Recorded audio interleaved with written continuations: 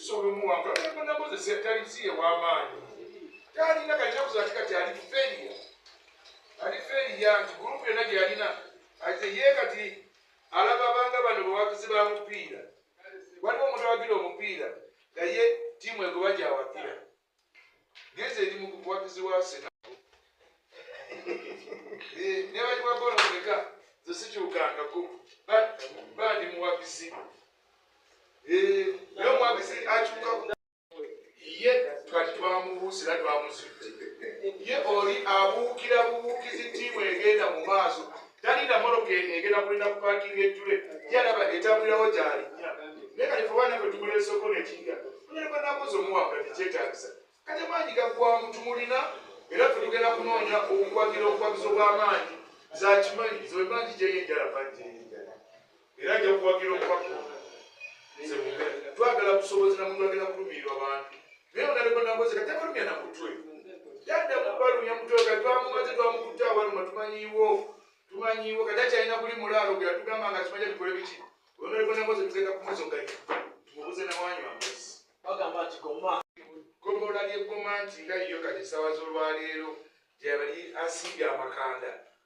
tulaba nti akyalinayo obusobozi kubanga era okusinziira tubaddeko mu kalulu k'abavubuka Honorable Namboze yajjaawo era nga bomanyi n'egurupu ye kati bwe yajjaawo n'asooka ayagala okuyisaba ku nnimiro awo n'amugamba abavubuka abaaliwo Honorable Namboze oba okyalina amaanyi njagala tugende ku layini n'obutambi tubulina Honorable Namboze yadda ku layini ye n'oyo omulala tugenda tunabwetyo emabega layini ya Honorable Namboze ng'eriko abantu 17 kati muwangudde kati nokaawo naye kati ate wali tusuubire gomena Honorable Namboze takyalina mu disitulikiti ya Mukono Namboze amaanyi matono takyalina naye kati ffe abajja okumwesimbako mmwe ababaka tusuubira twagala kukwatira wamuzi omuntu anasobola otuyamba mu mbeera ba tulina ekibiina ekya settlement group kirimu abantu abakola emirimu egya bulijjo kirimu abalimi kirimu abalunzi kirimu naye ffe tuwagidde kati tufunyeemu tuwagidde ebibiina tuwagidde pate tetufunyeemu batweyambisa bweyeyambisa tugambe nti emyaka gino abadde mu bukulembeze bwa disitulikiti ya Mukono efiiriddwa nnyo kubanga n'amakubo gonnero ga tuyita mu binnya ye muntu wakuddawo kwagala kuba ngalo naye Honorable Namboze talina kigendererwa naye kati omubaka ngono tuba twesa omubaka nze ngono zabasinga mumanyi era bali puroguramu ku bukedde ttimange ajja kutambula okuyamba gurupu singa zina z'ebibiina Honorable Namboze taliimu era ajja muwangula tujja kumuwangula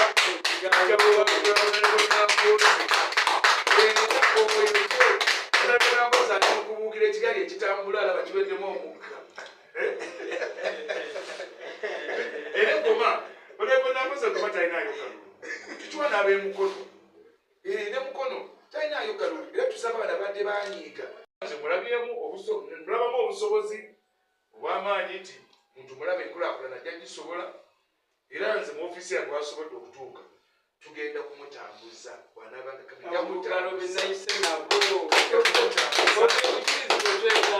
kumutambuza ng'akolaganyira wamu n'abakulembeze bange n'ebitongole by'okwerinda banga nze musajja mutendeke era omwaka tajja kutiisibwatiisibwa kyembasaba nze ebyokwerinda ndi mukugu ate ndi mukulembeze naye tusaba Honorable Namboze oyo omutukubira ekigo obwavu bwe tulina butulumba lwa Honorable Namboze Ssenyonjo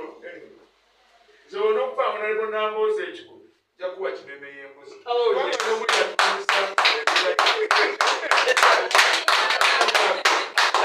obutetende bavubuka bonna butulumba lwa mubaka Honorable Namboze kyomoola bakulembeze ali mu ggwanga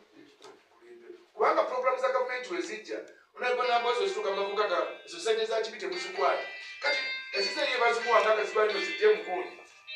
tulaba Honorable Namboze nga bannamawulire abayise yazizza ayise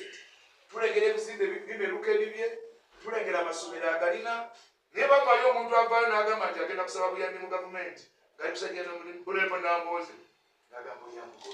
naye kati saaza olwaleero Honorable Namboze enkulaakulana mu disitulikiti ya Mukono bakimanyi Museveni ayitamu buyisi tukubanga omubaka gwe twamuwa mubaka ye wakuzoganya atakwatagana babaka banne tubasaba ffe Namboze tujja mukuba ekigo mumbeera yonna kono tusuubirawo goma twamumaze batwamugezesezzaako tetumuwangula kukana akalenge ak'abantu abangi naye ne mu mukono eyo ate omukyala oyo alabika bwe yakulira obuyisa bwe si bulungi ekibiti tawa bakulembeze bitiibwa ensonga ensinga era nze naliko ne katikkiro nga zikusasa eyo nze nali ntudde n'omubaka onaliko nambozi mu tenti omubaka netwamuwa akazindaalo omubaka yeekandaga nalika katikkiro ngaayogera n'asituka n'agenda kiraga nti takyalina muntu gwa waki kitiibwa kati omuntu ng'oyo tuba tumugobye mu sosiyete tukulembera kyafuze kimala nja kweyamba nja kusanyuka nnyo nti ne sipiika wange naye asobola okwatisa era nze ekyukakyuka njeba kulunoonaliko namboozi agenda yagenda kusigala waggulu wasigala waggulu nawangula akalonda ne bonnamboozi zebyokufuza ebivaamu kademu nakalu mu disitulikiti ya Mukono nga tukyali balamu bwe tuti zegenda kweyambula ebyokufuza kubanga tumaze okumwetooloola tulaba amaanyi takyalina asika bisubi awandagala bwandagani ekulaakulana mu Mukono eganye amakubo mugalengera abaali bajjenjambi kyamatala tetukyalina abavubuka ebyenkulaakulana ffe bye twagala kuba abakulembeze tetujja kubaagalako nti batuwe sente teke mu nsawo twagala omuntu omusasi asobola okusakira eggwanga alina kontakiti ebweru w'eggwanga alina kontakiti mu gavumenti kulembeza atukulembera era ffe nze nja kuwagira omwami ono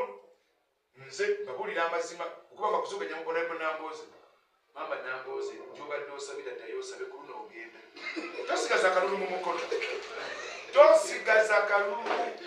ku luno tutwala kavuddeyo zentusanti okukyaza bannamawulire saana fena batuteeka ku musolo gwe gumu ekiwa kiki baleeta ne bagamba w'ennyaanya aleeta bokisi 3 n'aleeta akabugo omusolo gwe gumu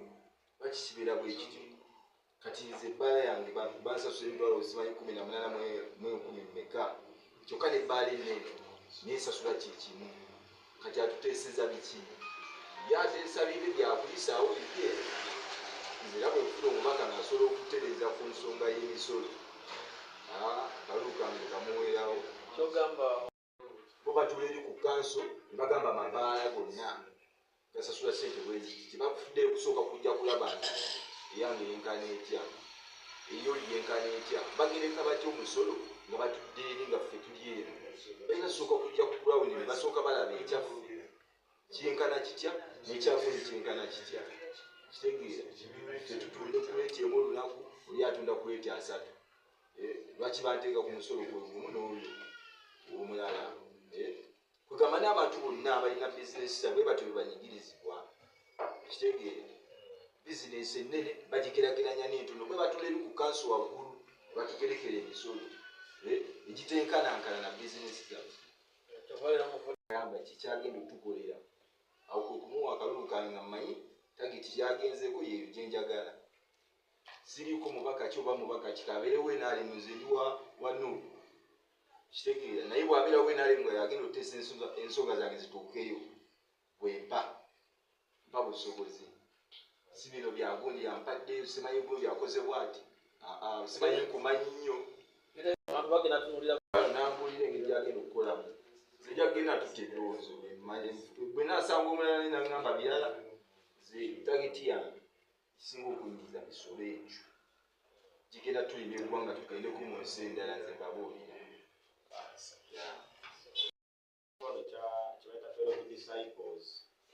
Namboozi webamuza weyadda mu Nuupu yefe abamuyirawo omubiri abali bannambemu be Mukono awo municipality naye ebigambo bye byeyayogeranga twali tusuubira engeri we twali twakamulaba ekyajja kubituukiriza kuba ye mwogezi naye tubadde naye ekisanja kino kigenda kuggwako kufe ffenna bafutusooja ba Twelve Disciples tewakyalina omu asobola kuddamu kumusemberera ffenna bwe tuli bafutusooja tuli Nuupu n'olwekyo kati naffe ne twewaayo tetukyawagira kibiina ffe bafutusooja abasinga okuba abangi kati tuwagira muntu Namboozi tetukyayagala muwuliza twagala naffe tutuusemu enkyukakyuka ng'onoonalebwe yazze kati nze mbaddeko naye era nga annyonnyolera amazeeko n'ebbanga lingi era ne bannange abalala bafutusooja bannange nabaleseeyo tambule Uganda n'emukono municipality yonna kyamwagala tukoye ebigambo bye tugenda kukyusaamu tukyawagira kibiina kati tuwagira muntu newankwadde nga tuli bafudisoja ba Bobi Wine.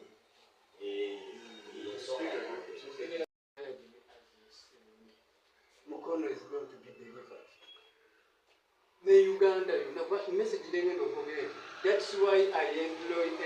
engaged a lot of media houses. Ndagala kino kitambule. Kigenda kufuna Uganda.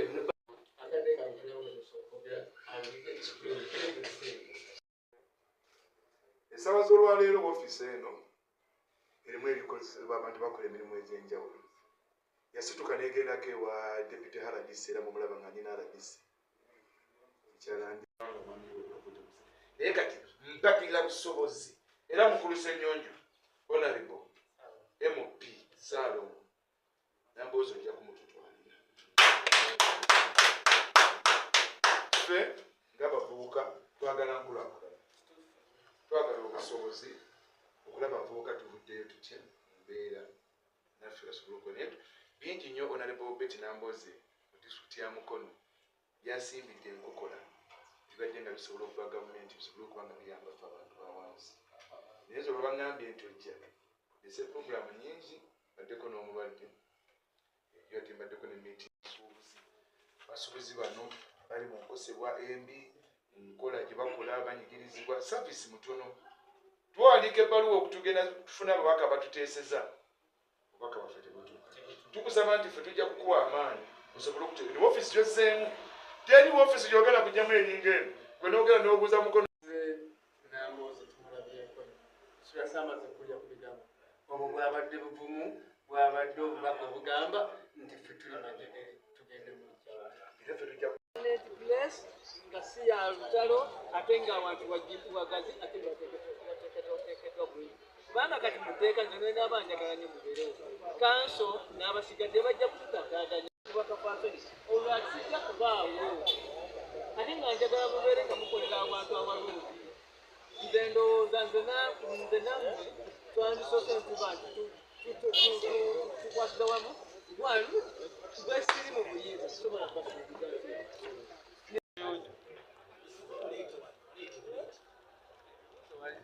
kansiremu kiwuka. Henry Ssenyonjo ali mu maaso go azze kusaba kalulu obubaka bwa palamenti. Bulungi okolanga ani badde mukozi naye nga etteeka lye baatubagira nga litukakatako okusooka okumala okulekulira okwenjigire ku ekintu kye nakoze. Henry Ssenyonjo alina enteekateeka ez'obutale. Henry Ssenyonjo alina enteekateeka ez'ababodaboda. Henry Ssenyonjo alina enteekateeka ez'abavubuka. Henry Ssenyonjo alina enteekateeka ez'abakyala. Henry Ssenyonjo alina enteekateeka ez'abasuubuzi. Sikiwa nti twagambako oyo gonna genjogedde okulwako obuwugwa nzize okuyamba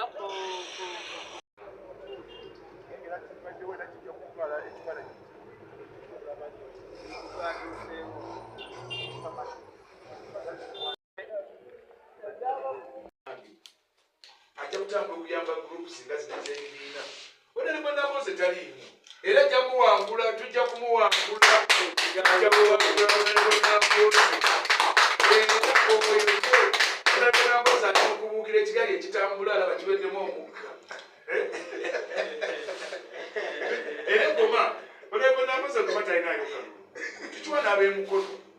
Ne mukono talinaayo kalulu era tusaba bano badde baanyiiga.